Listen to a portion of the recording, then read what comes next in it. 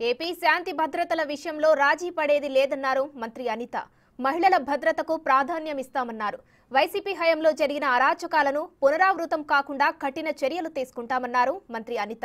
మంత్రి పదవి వచ్చిన తర్వాత తొలిసారిగా అంతర్వేది శ్రీ లక్ష్మీ నరసింహస్వామిని ఆమె దర్శించుకున్నారు.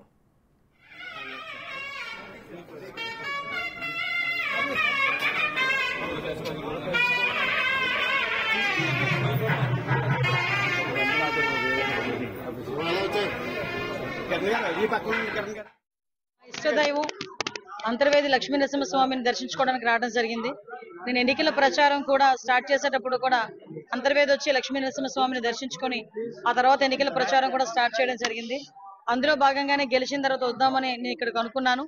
అందుకే మళ్ళీ ఇక్కడికి వచ్చి లక్ష్మీ నరసింహస్వామిని దర్శనం చేసుకొని స్వామివారి ఆశీస్సులు తీసుకొని రాబోయే కాలంలో యాజ్ ఏ హోమ్ మినిస్టర్ గా ఈ రాష్ట్రం తాలూకా రక్షణ విషయంలో గానీ మహిళల తాలూకా భద్రత విషయంలోనే గానీ దైవానుగ్రహం కూడా నా మీద ఉండాలని మనస్ఫూర్తిగా నేను ఇక్కడ కోరుకుని నేను వెళ్తున్నానండి.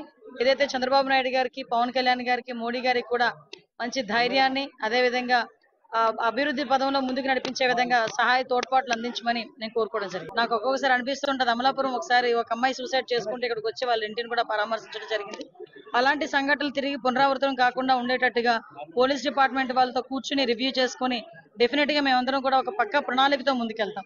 ఏదైతే రాష్ట్రంలో గంజాయి డ్రగ్స్ విపరీతంగా పెరిగిపోయి ఉన్నాయి, అదేవిధంగా ఆడపిల్లల మీద అఘాయిత్యాలు కానీ ఆడపిల్లల మిస్సింగ్ కేసులు కానీ చాలా ఎక్కువగా ఉన్నాయి లాస్ట్ 5 years లో. క్రైమ్ రిపోర్ట్ చూసుకున్నా కూడా చాలా క్రైమ్ రిపోర్ట్ ప్రకారం కూడా అనేకమైన సంఘటనలు జరిగిన దాఖలాలు కూడా అఫీషియల్ గా కనిపిస్తున్నాయి.